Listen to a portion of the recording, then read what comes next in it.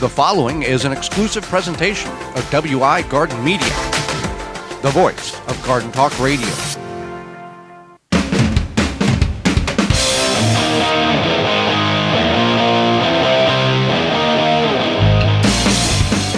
Coming up on the program today, we're going to discuss maintenance and care for evergreen trees, as well as those October chores to do in the garden.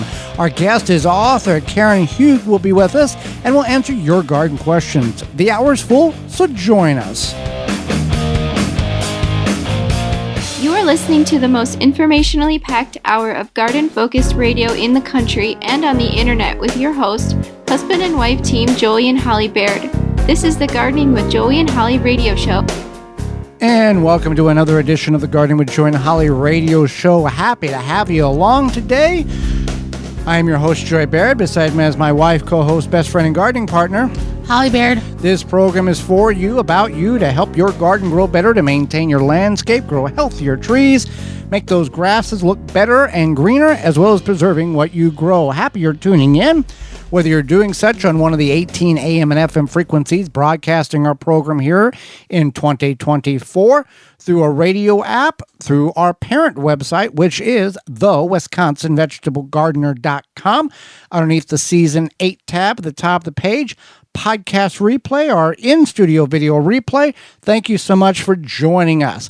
If you want to be part of the program, your participation is welcome, and you can do such by sending us an email to gardentalkradio@gmail.com. That's gardentalkradio@gmail.com. Or if you're more of the talky type, you can jam your fingers in your phone and give us a call toll free, coast to coast, at 1-800-927-SHOW.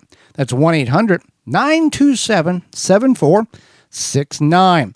Well, before we get into the program, Holly, it's time for this week's joke of the week. Why did the potatoes argue? Because why do the potatoes argue? Something about turnip or pickle or coal? Because they couldn't see eye to eye. This week's joke is brought to you by Rescue.com.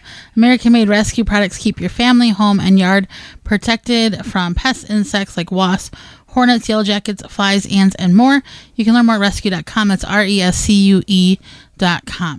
So evergreen trees. Now, there is maintenance that need to be done. Some people, here's the thing. Some people want to address problems and be proactive instead of reactive. Some people see a problem and react to that issue. And other people have the mindset of, well, let nature take care of itself. If it gets sick and it deceases itself, then, well, we'll just replant or cut down and move it around and replant something else there. Evergreen trees are named evergreen because they are green year-round, and there are several different species of evergreen trees, and these trees have pest and fungal problems, and we're going to cover some of those here in this segment. Right. So, you want to identify the evergreen tree pests.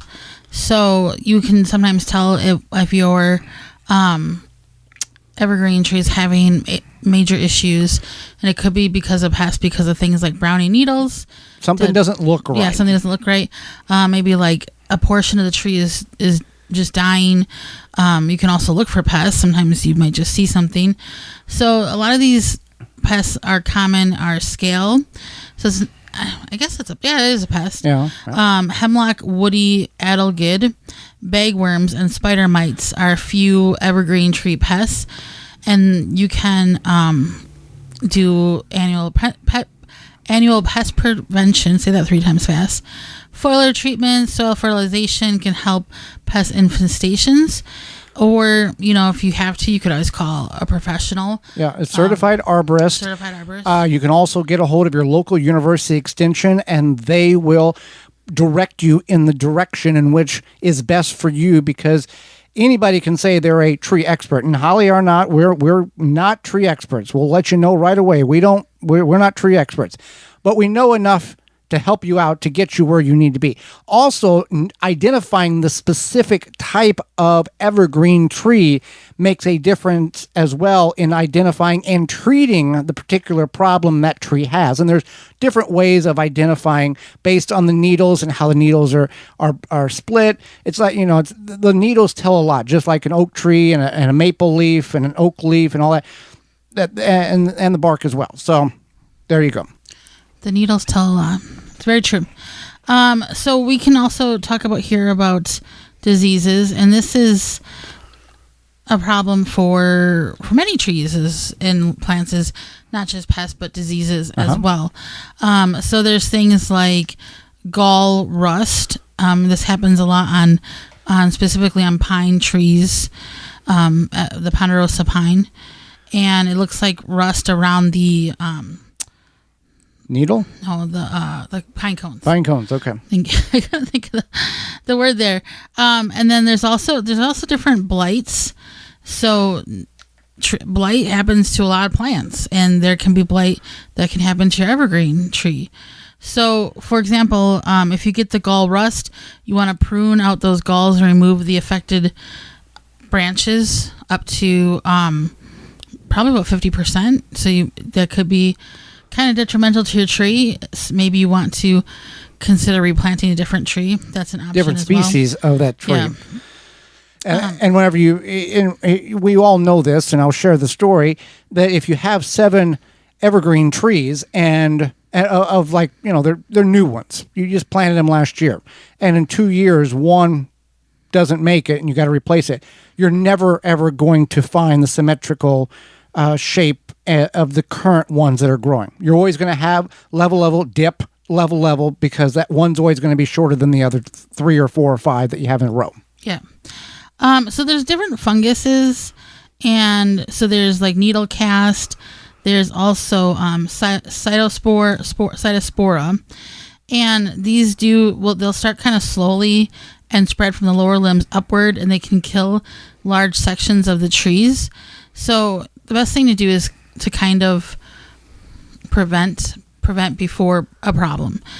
So you can do like foliar applications, you can do deep root fertilization treatments, or another thing is just like us humans consistently watering, or any plant basically. Hydration is, helps keep the plant or tree or whatever strong, because it helps a healthy tree. A healthy fight off the problems. Right. A healthy, hydrated tree is better to fight off diseases than a drought-stricken piece of plant, tree, shrub, or bush, or a vegetable. It's hard for a tomato plant to do very well if it's 8 weeks without water. A tree, yes, it has better root establishment in order to uptake moisture. But again, these roots are not 30 or 40 feet in the ground. They're just a couple of feet. And if you haven't had moisture for a long time, there's nothing there. They're running on pure storage and survival mode. And some trees will actually drop small limbs and or foliage in order to better survive a prolonged drought situation. Right, exactly. And now we're not, you might think, okay, well, I have all this property, I have all these trees way out back, why do I care? And you might not care, you might want just nature to do its job, whatever. If you have 7 or 8 in the front yard and this is like you have a nice tree line, right. You have, they've been there for a long time. This is what we're talking about.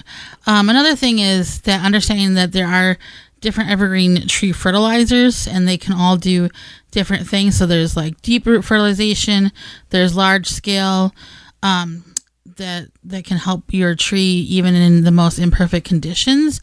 And I think, if you do have this picturesque tree line or grouping of trees or whatever, this is something you want to pay attention to, because again, it's the preventative part.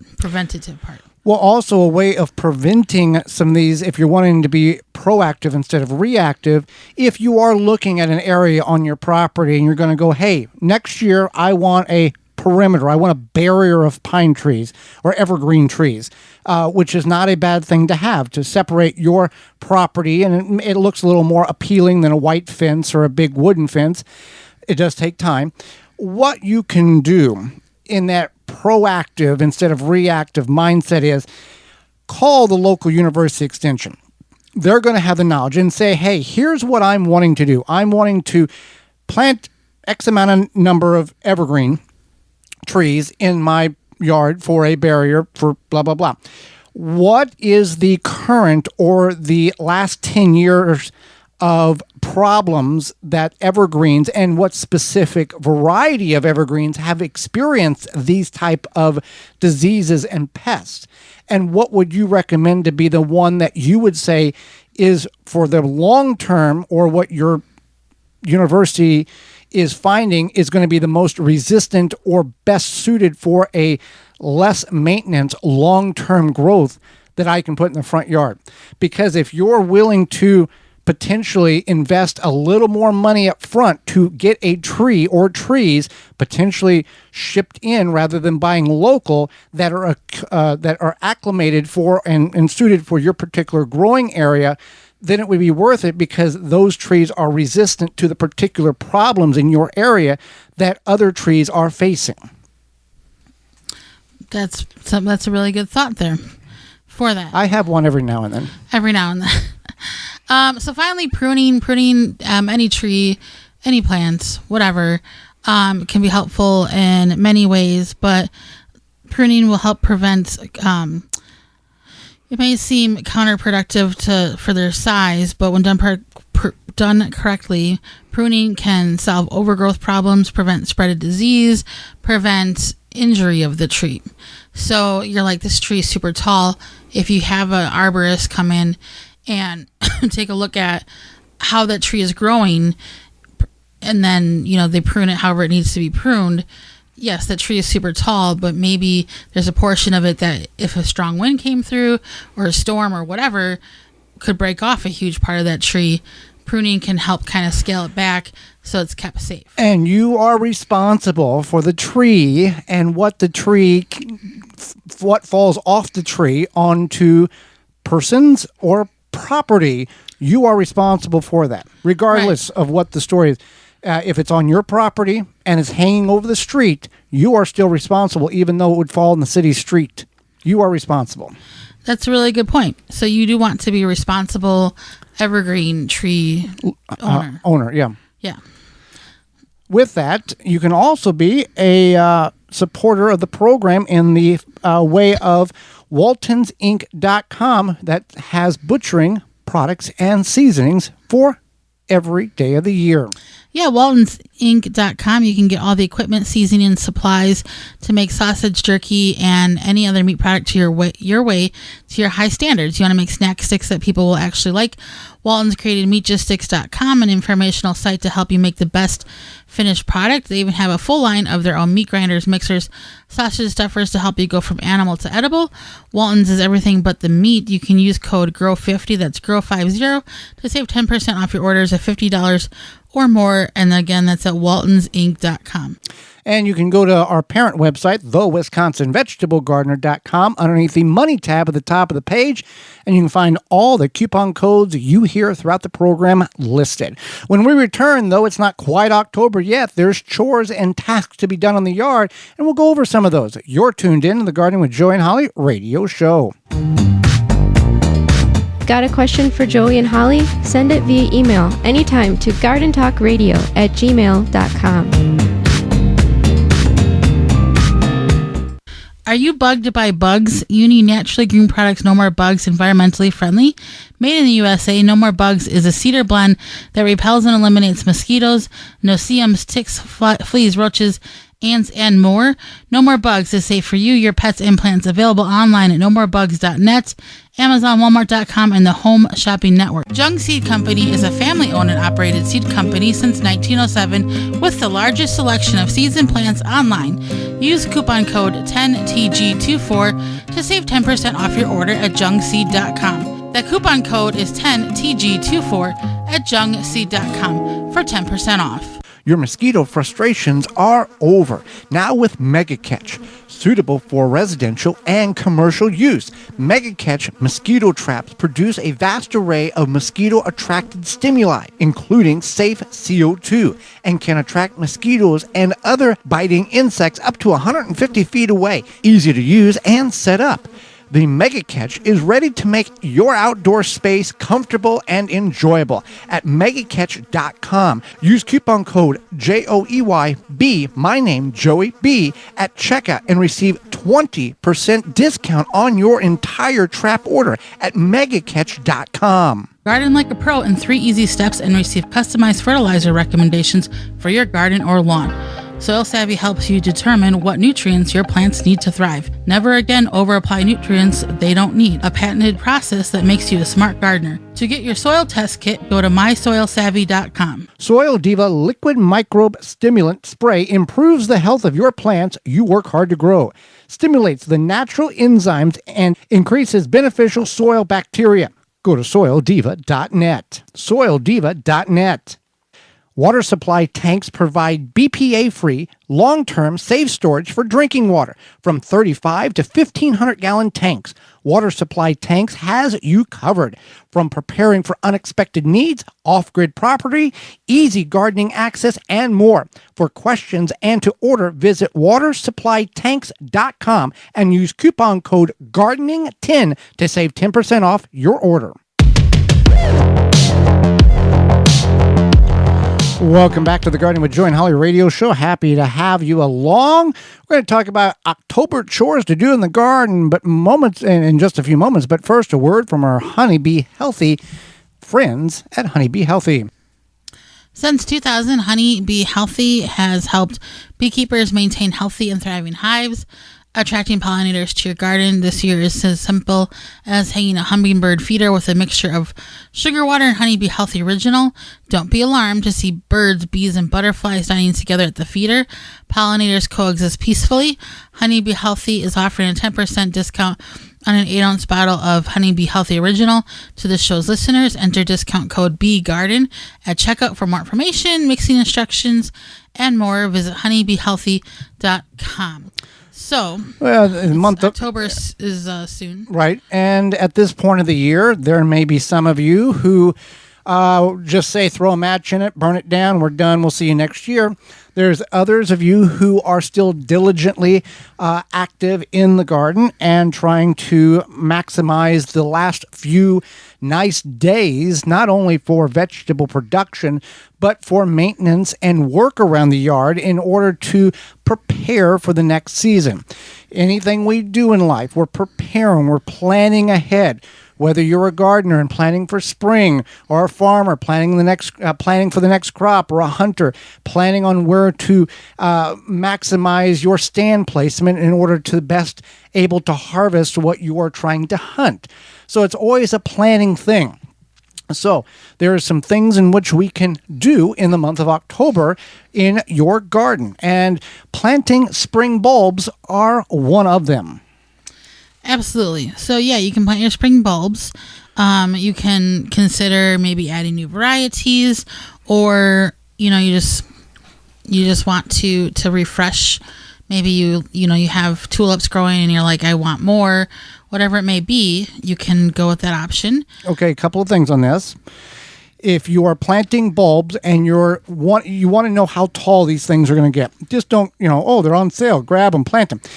If you're going to plant daffodils and you're going to plant, crocuses, and you're going to plant all these things, you want to stagger them so the smallest height plant or flower is in the front and the taller ones in the back.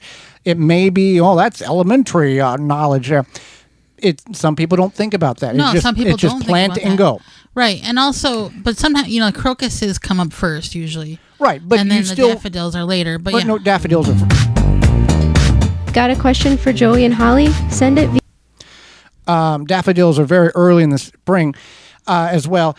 And I thought daffodils were like April. They're the first thing that pops out of the ground. That's crocuses. No, daffodils. We had them on the farm. That was the first sign of spring, was the daffodils popping But you were more south. We were in the southern, yeah. Did you ever have crocuses? No. No, okay. So see, that's because you were in the south. So okay. Crocuses are first more north. Regardless of what comes up first in your garden where you're located, make sure that whatever you're planting does not overshadow something else that's behind it that you can't see because the front plant is too tall. Also, if you have the problem of critters digging the bulbs up after you've planted them, what you can do is plant them in an area, take some poultry wire or chicken wire, what's the same thing, just different verbiage based on location, and cover the area where the bulbs are planted. And then cover that chicken wire, poultry wire, with soil to prevent anything from digging up the bulbs. Right. So you can begin your gardening cleanup. You can, you think about it as the leaves fall, plants die back. So what you can do is you can start to either pull those plants out. I actually saw something recently, a good tip about if you did have issues with the any sort of disease, or I guess not a tip, but a reminder, if you had issues with any sort of disease in your garden, to definitely not take those plants and put them in the compost or put them in the street for the city to pick up, but to burn them. You want to just put them directly in the trash. But some cities don't allow that. Well, here's how you do this. You put them in a black bag, and you put your other trash on top of that. They're not going to open the bags up and go, oh, you've got plant debris here. You put that at the bottom of the can, and then you put all. Besides the fact that it's usually just a truck that takes the. I know, but there's some of these cities that are very particular about what that goes in the. Right. No, using a black garbage bag is smart. And putting your other stinky garbage on top. That actually comes out of your house. Stinky garbage. Stinky garbage. So, this is stinky garbage by, whatever. That could be a perfume name. The kids would like that. What's that smell? It's called stinky garbage. All right. So anyway, you want to start pulling the plants out, or you want, if you have some good one, let's say corn stalks, leave them be. If you've got plant debris that's not disease, leave some of that there for the sole purpose of hibernation and overwintering of good and bad bugs. But also if maybe you don't want the stuff just sticking out of your garden because it bothers you over winter, you can just pull it out and then you can just lay it in your garden. Right, yeah, you can throw it on the ground, yeah. But, old corn stalks in the winter are kind of, let them blow in the wind, kind of peaceful. Peaceful? Yeah. Picturesque. Picturesque. Bob Rossist. Yeah. Okay. So then you also want to think about the fallen leaves, and don't burn them. Don't give them to the city. Don't give them to whoever you want to. You can either collect them, you can put them over your garden, you can save them for mulch for next year. But they're so vital to adding nutrients to your soil. And they make a great mulch, so definitely keep them. If you don't want to pick them up, okay, I get that. You don't want to sit there and bag them up and then bring them around and put them in your vegetable garden. Okay. If you have a bagger on your lawnmower, you could do it that way and then take and dump the bags in the garden, or just mulch it and let it go back into the soil, into the grass, and be done with it. We don't need to rake and all this. And we see this every year. I see it. I don't know if anybody else pays attention. But the first 3 leaves that fall on the ground in a yard, somebody's out there raking. And they're raking and they're raking. They're getting everything picked up. And then the next day, half the tree has already dumped its leaves exactly in the same spot that they spent, you've watched them spend an hour cleaning the few leaves up, chasing them across the yard. I don't know if some people do that just because that's what they do, or they think they're actually accomplishing something. I don't know. But yeah, don't burn them, because that is just a waste of good resources. And regardless if you're in the country or in the city, it's just terrible to breathe in. So one thing we should also talk about is winterizing any sort of aquatic garden, pond, water feature, what have you. So that might include, draining it, cleaning it. If you have some sort of tropical plant situation, whatever you need to do for that. Maybe you bring it in over winter. Just thinking about that, covering it, whatever you do for those ponds, aquatic features, etc. If you've got fish, you got to do something with the fish. However, Probably. if you're going to utilize the aquatic feature or the bird bath and you want it to be utilized all winter long, there are heating coils or water heaters that you can put in the bath itself, large and small, in which will keep the water above freezing to allow the birds to have moisture and a place to do what they need to do inside of that water feature. Right. So you want to think about that, the process there, make sure you have that on your checklist, especially if it is something where if you live in an area that you could get, I don't think, it's going to freeze immediately, but if you do have tropical plants around that you need to overwinter, something to definitely consider. You want to mow your grass, continue to mow the lawn 2.5 to 3 inches in height. Grass clippings may be added directly to the compost heap, or you can just let them fall on the ground. So you can do that. Also, it's not done if you didn't do it in September. Fertilize your lawn with a slow release fertilizer formulated for turf. Not that the final application is high nitrogen or winterizing lawn fertilizer is usually applied in mid-November, about 1 week after the final mowing of the season and before the hard freeze. So based on where you're at, you may not get a hard freeze until December, or you may have one in 3 weeks. So keep that in mind when it comes to that lawn maintenance. But you do want to feed your lawn in the fall. That is important, and it's recommended by all sorts of experts. So that is when you feed your lawn. And be aware of the nighttime temperatures. I'm going to guess that many of us probably still have peppers and eggplants and tomatoes. Cucumbers have pretty much piddled out in most areas. You might still have green beans. Those nighttime temperatures are what's going to get you. So if you're able to cover with a cloth, not a plastic, in times in which the temperature is going to dip in the potential frost temperature range, you can do that. We all run into this situation. We got to keep the plants alive for these 2 nights because the next 15 days are above average, and we want to try to maximize everything that we can get out of the garden. Right. And it's frustrating, but it does happen. The old saying, Father Time is undefeated. It will come to the point where you have to decide, is it worth the effort of getting home from work and then spending an hour covering everything and then getting up early to uncover everything and then go to work and then do the same thing for 2 or 3 nights in late September, early October, when let's just say in 3 weeks, it's all going to be done with a hard frost or a light freeze. Right, and it is up to your discretion, especially like you had said, the early morning or the evening, whatever. It's almost like another chore just to keep something alive for a couple more weeks. So you want to protect any trees or shrubs from whether they be winter pests, or I know like people have those arborvitaes yep. that they will often wrap in burlap, or if you have rose bushes, some people cover those. Think about that. It might not be time quite yet, but make sure you do have a plan for that so that you can accomplish that when the time comes. And if you plant anything, any new perennials, I think we talked about this last week. Yeah, you want to mulch around the base of it because that will help kind of keep the roots a little bit happier over winter.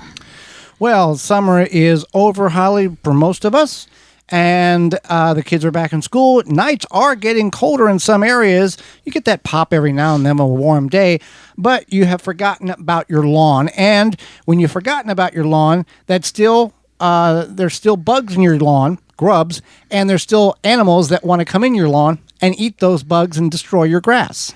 Yeah, just because it's fall, we don't want to forget about our yards. Those Japanese beetles either, they may be gone, but they're not far. Not only did they feast on your roses and berries this summer, they laid eggs in your turf so they can start again next year. You want to take a stand with Phylum's Grub Gun. Grub Gun is a non-chemical BT granule that specifically targets scarab pests and their larvae. Simply apply the granule with a spreader You're getting into the soil and let the naturally occurring bacteria do its job. Not only is Grub Gone easy to use, but it is the only non-chemical choice that effectively controls those grubs. And the best part about it, it's non-toxic to bees and other beneficial insects like butterflies and birds. And, well, birds is an animal, but they're not affected by them as well. In fact, Grub Gone has no label restrictions around flowering plants, so you don't have to worry about those insects or birds picking up that toxicity, if it did exist, and taking it back to their hives, because there is no toxicity. Grub Gone from PhylumBioproducts.com, the natural choice. That's PhylumBioproducts.com. Hang out with us. Author Karen Hugg will be with us. You're tuned in to the Gardening with Joey and Holly radio show. Got a question for Joey and Holly? Send it via email anytime to gardentalkradio@gmail.com. Garden like a pro in 3 easy steps and receive customized fertilizer recommendations for your garden or lawn. Soil Savvy helps you determine what nutrients your plants need to thrive. Never again over-apply nutrients they don't need. A patented process that makes you a smart gardener. To get your soil test kit, go to mysoilsavvy.com. Wisconsin Greenhouse Company has custom-made greenhouses to suit your needs. Grow year-round. Strongest greenhouses that will last a lifetime. From agricultural to lounging to entertaining. For more information, go to wisconsingreenhousecompany.com. Happy 65th anniversary to David J. Frank, Southeastern Wisconsin's leading landscape company. Their award-winning services include everything from lawn care, landscape maintenance, design, construction, renovation, irrigation, sustainability, and more. Big or small, let the experts at David J. Frank handle the hard work for you. Find out more at davidjfrank.com. Deer Defeat is an all-natural based animal repellent to keep deer and rabbits away from your valuable plants that is odorless after 30 minutes and dries clear. It creates a continuous, invisible shield to protect your plants. Works for 30 days through rain, snow, and freeze. Will not clog your sprayer. Apply to your property without environmental damage. You can spray directly onto your plants up to flowering, then apply around your plants to continue protection. No need to reapply. Money back guarantee. To purchase, go to deerdefeat.com and use coupon code RADIO to save 10% off your order. Make hand watering easy and enjoyable with HoseLink retractable hose reels. No more tripping over hoses, kinks, tangles, and avoiding rolling the hose up. With an automatic retractable hose link, saves you time and effort manually coiling up your hose, leaving your focus on the things that will bring you joy in your garden. Available in multiple colors and lengths, you'll be sure to find the retractable hose that works for you. To find out more and to buy online via hoselink.com, use coupon code RADIO10 for $10 discount. Mantis tillers, the premium long-lasting gas-powered tillers, are the perfect solution for any garden. This Mantis machine is available with 2 or 4 cycle engines with a 19-inch or 16-inch tilling width. Your DIY companion in your garden and your lawn converts easily for edging, aerating, and more with optional attachments. Find details at mantis.com. Yeah. Welcome back to the Garden with Joy and Holly radio show. Happy that you've chose us to spend a little time together. Holly, let's go to the hotline and bring in our guest for today. Yeah, Karen Hugg is an avid gardener, author, designer, and a firm believer that plants can help relieve stress. Plants are her passion, and words are the tools she uses to sing their praises. Welcome to the program, Karen. Thanks for having me. Happy to be here. Well, we appreciate you taking time out of your day, not only to educate Holly and myself, but all of our listeners. And I'll start with this. How did you get into the world of gardening and the world of plants? Was it a thing you grew up with, or was there an aha moment that you discovered this later on in life? Yeah, that's a good question. Yeah, no, I did not grow up with it per se. I was a city girl who grew up in Chicago, and outside of my mom growing a few tomato plants, I didn't really have much exposure to gardening at all. It wasn't until I was in Seattle as an adult, working at a tech job, completely stressed out. But I had a little house with a little backyard, and I started planting flowers. And there was sort of a definite transition that happened, because there was a catalog. It must have been like the Burpee catalog or something like that, where I was looking at, the plants that you can buy and plant, and I saw a butterfly bush. And on the little description, it said, attract butterflies to your garden. And that was kind of an aha moment where I thought, because I didn't know anything about butterflies. I just thought butterflies flew around and came and went as they pleased, and there was no rhyme or reason to it, And I thought, well, I want to attract butterflies to my garden. And so I ended up going to the nursery, a different nursery, and buying a butterfly bush and planting it. And sure enough, a butterfly came later that season, and I was hooked. I just thought, oh my God, nature is so cool. And I wanted to do that again. And I realized that tending to that butterfly bush made me really happy. And after a long, stressful day, I was able to go out and work in the garden, and all my stress just sort of melted away. And with guests we've had on for 8 years now, we hear that type of story over and over again. They were in a high-stress job, and then they found gardening, and that was their decompression avenue, and it changed their whole life and how they operate. Yeah, no doubt. I believe it. Yeah. Now, in your process of learning the butterfly bush and the gardening aspect, was this prior to the invention of the World Wide Web, where you couldn't just at a moment's notice pick up a $1,500 piece of technology in your hand and go, what is this and how do I do that? Yeah, right. I didn't even think of that, but yeah, you're right. This was like in the maybe mid-late 90s. That this happened. So there was kind of the internet, but not in the way we think of it. I was reading magazines and books, and I would buy books and go to the library and just read every magazine I could about plants. That was kind of my solace every night in bed, is that's kind of what helped me calm down and relax me enough to go to sleep. Yeah. Awesome. So let's talk about plants and stress relief. How do plants help with stress and, not just, reading about them, but how do plants help with stress?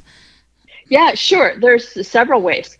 Obviously the first way is, when you get out in the garden, there's exercise. And of course that, gets your blood flowing and helps in all different kinds of ways. And when you're out in the garden, of course, you get vitamin D into your eyes, and that helps you sleep better, and that just helps your immune system and, just the fresh air in general. But the actual studies are really fascinating. The Japanese are really sort of at the forefront of all of this research about how plants literally help us reduce stress. And, you may have heard the most famous study is the forest bathing study. Where researchers had very stressed out businessmen walk in a forest setting for a couple hours 3 times a week. And then they would take their blood pressure, heart rate, all this other stuff, blood samples, and they found that those walks lowered their blood pressure enormously. And not only that, but it boosted their cancer fighting cells, the kinds of cells that we have that actually fight off cancer. So, and what those researchers discovered was it was the scents of the Hinoki cypress trees and how that helped, got into the body and helped. I mean, I'm not a scientist, so I don't know exactly the connections, but they narrowed it down to the scents of the trees. So that's one way, but, there's also other studies, we know about patients who have been in hospitals who had a view of trees and a view of a brick wall. And the patients, I think they were recovering from gallbladder surgery. And they found that those patients recovered more quickly and with fewer complications when they had a view of nature, greenery outside of their window. And then also just generally speaking, like, plants grow in fractal patterns, right? So they divide and they subdivide and they subdivide. Like if you look at a leaf, you see the veination and how that subdivides. Well, those fractal patterns are very harmonious with our eyes, with the human eye. So it's like this natural harmonious connection for us to see a plant. We automatically relax when we see those patterns, which is also an argument for houseplants. There was a study in Korea, I think it was Korea or Taiwan, where they put plants in a room with students, and they found that the students performed better with plants in the room in terms of exams, reporting less anxiety, less stress, and general overall feelings of happiness. And they also found that in these studies, the plants didn't even have to be directly in front of them. They could be in their peripheral vision, which I thought was fascinating. So there's that. There was a study about patients who or subjects who looked at a bouquet of roses, and they found that those subjects who looked at roses reduced their nervous activity their stress by 25%, and it raised their relaxation activity by 29%. So even just looking at a bouquet of roses helps reduce your stress. So, there's more and more studies, and just overall, the science is so compelling. It's great. Well, and Holly, you can speak on this. We have some property in the Northwoods, Wisconsin, and there's a certain level of relaxation that we are able to obtain when going there that you can't get really in any other form or fashion. When you get in the woods and you sit there and you just listen, and it's so quiet, it hurts your ears to a certain degree of that you can't get anywhere else. Yeah, that reminds me of another study where they looked, this was in Europe, I want to say it was like in Denmark or maybe somewhere in Scandinavia, where they looked at people who had views of buildings outside their window versus people who had views of greenery outside their window. And they found less depression in those people who had the view of greenery.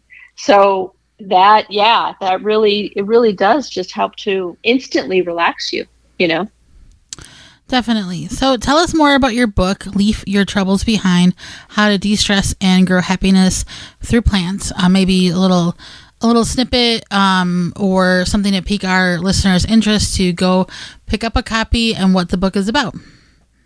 Yeah, sure. So the book's, the origins of the book are, I was a gardener for almost 20 years, and every time I would, design a garden for someone or maintain that garden, they often told me that the garden was their happy place and their relaxation, like sanctuary. And I started thinking could people who didn't have a garden kind of get like the effects of plants into their lives?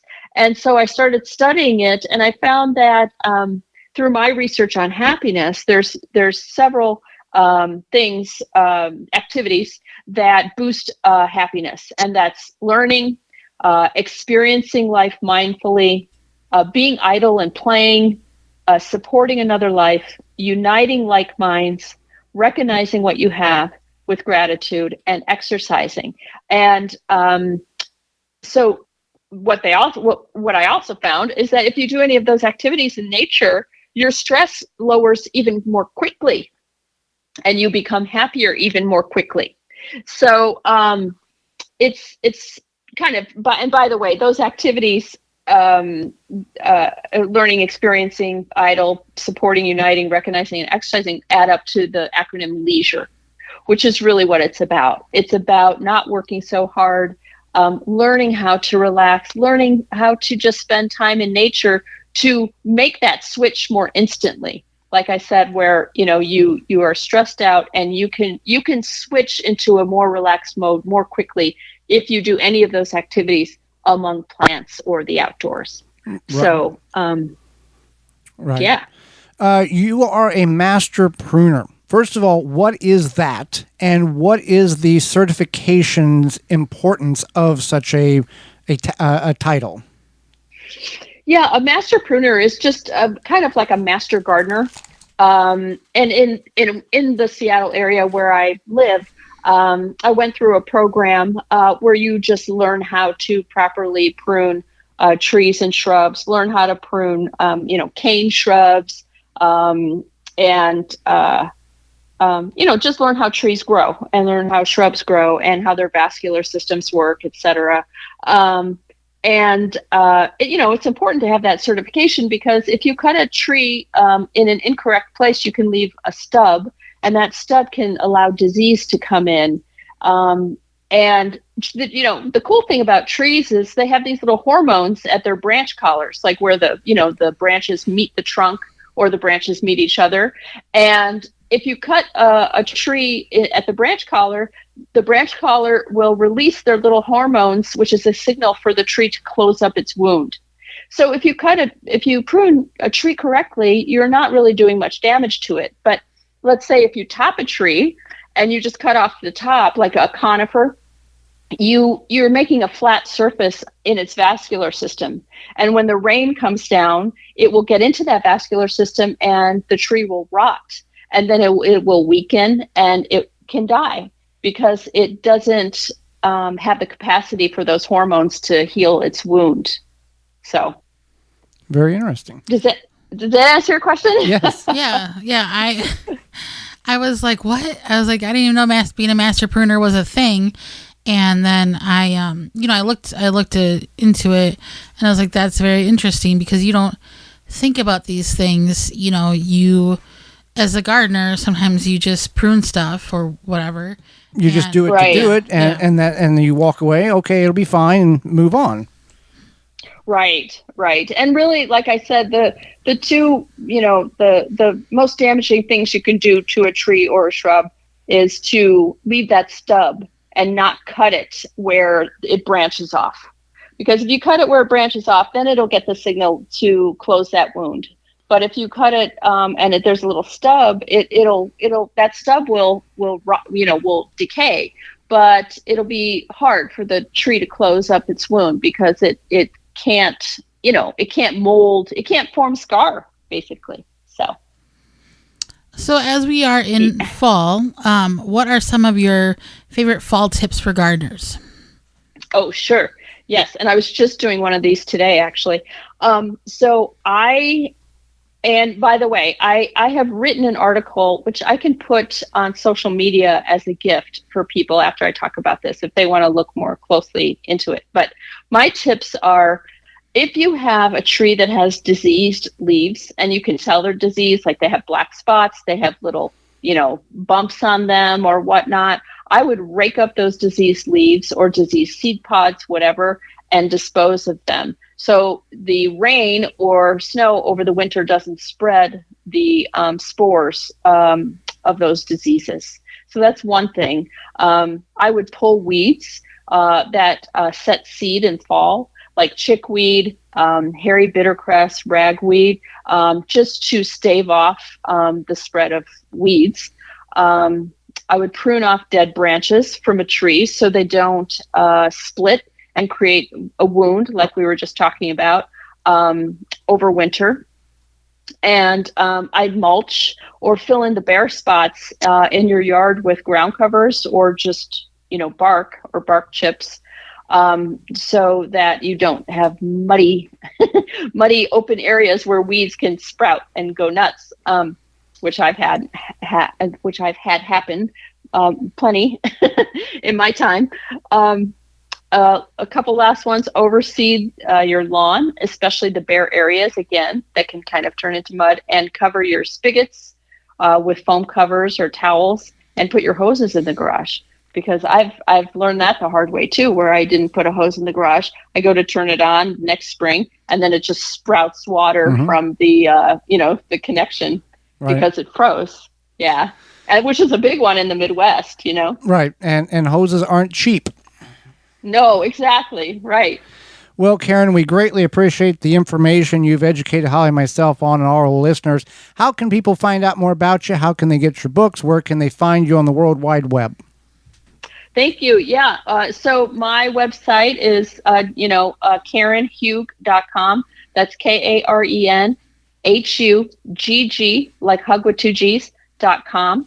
And I have lots of articles on there about plants and how they lower our stress. I also have design advice. I have plant advice on there. It's all free and available to everyone. You don't have to, there's no pay portal or anything like that.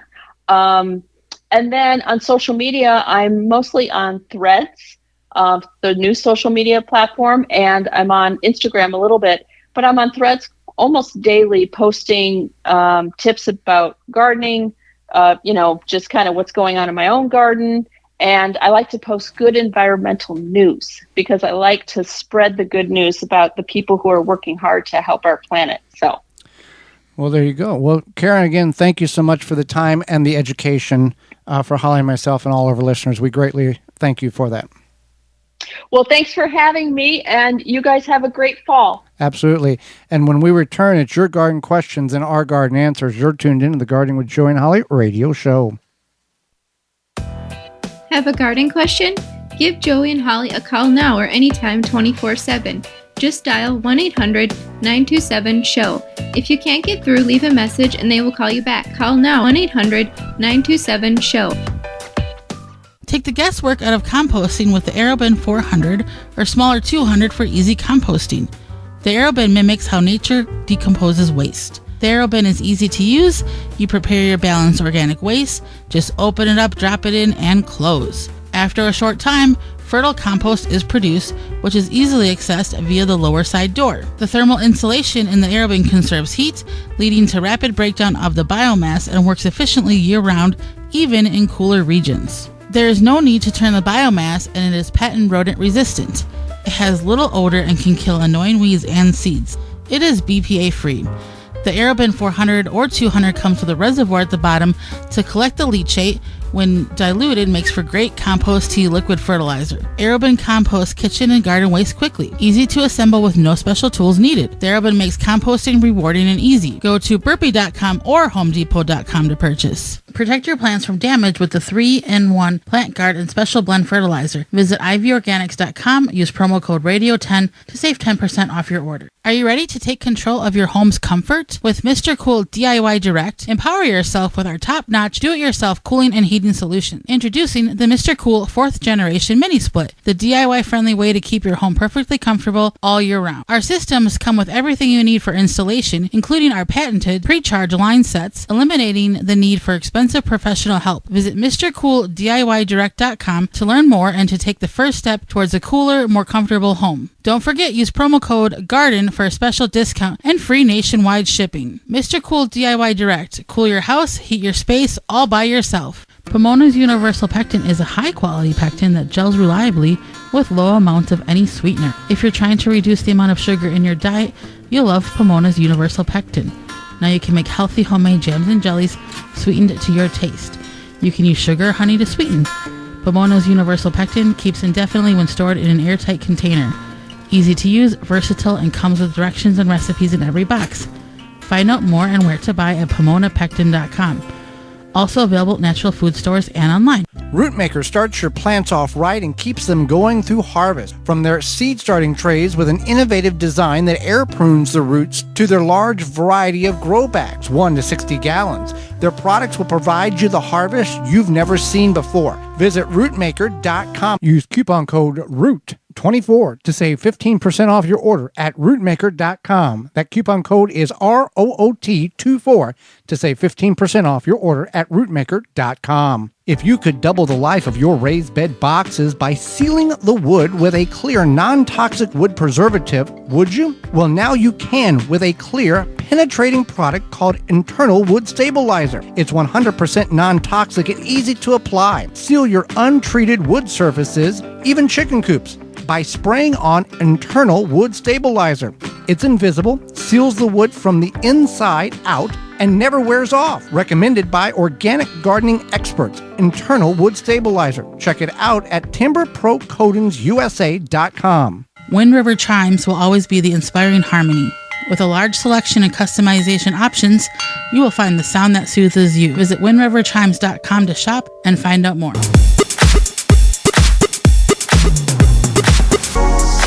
Welcome back to the Gardening with Joy and Holly radio show. Happy to have you along.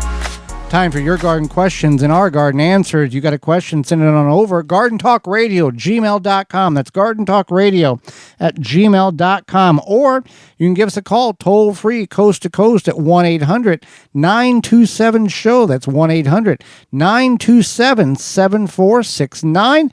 Questions that came in. We'll start with this one. I know it's been asked, but what is the best way to save and dry tomato seeds?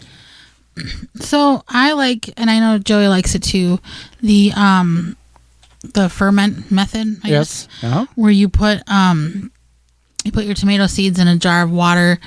You don't have to use a lot of water, just like enough to kind of cover them a little bit more. And then after a couple days, they kind of do this fermentation thing.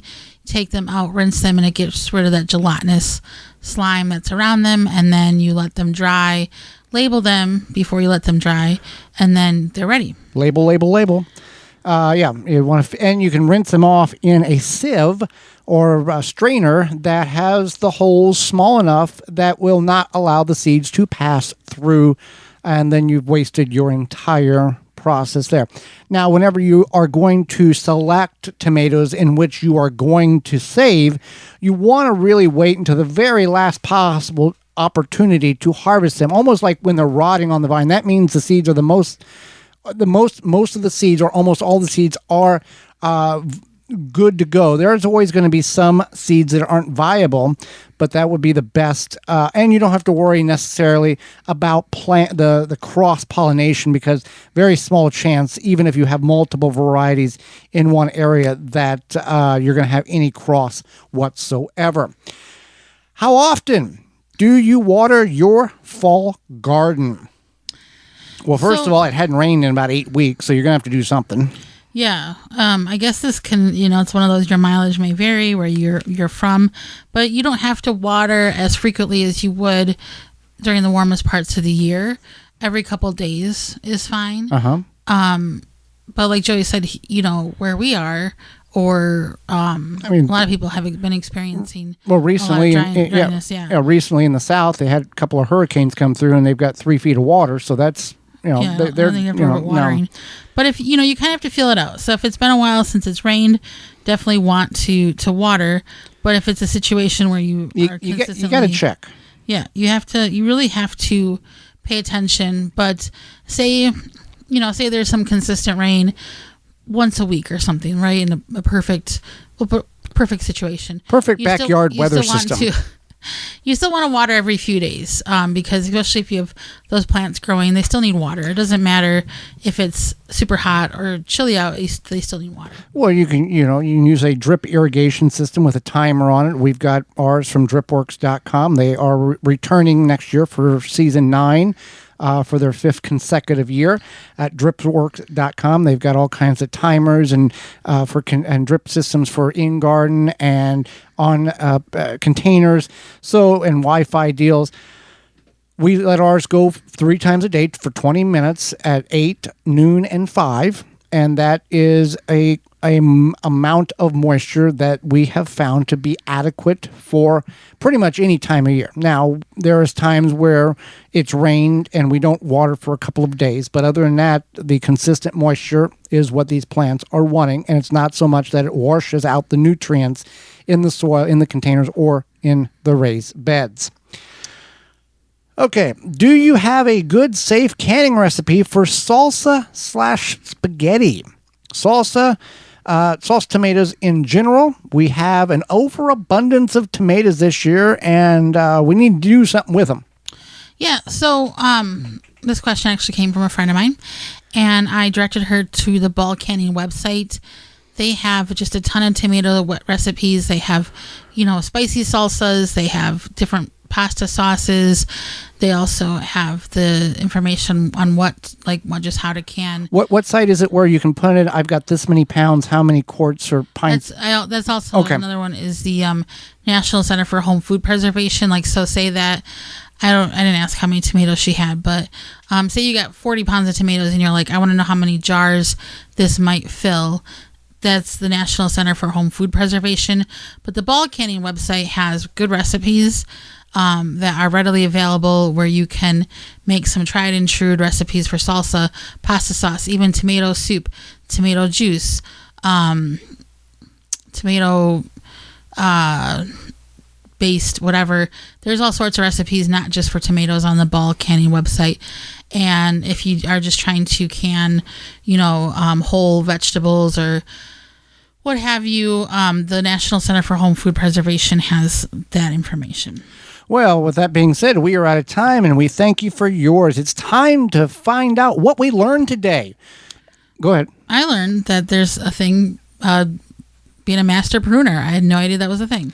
I did not know that trees, if cut correctly, release a hormone that allows them to heal. I guess in the human world, it's kind of like you get a cut and what is it? Red blood cells form to start the bleed. It's one of those things. That's fascinating from our guest Karen Hugg.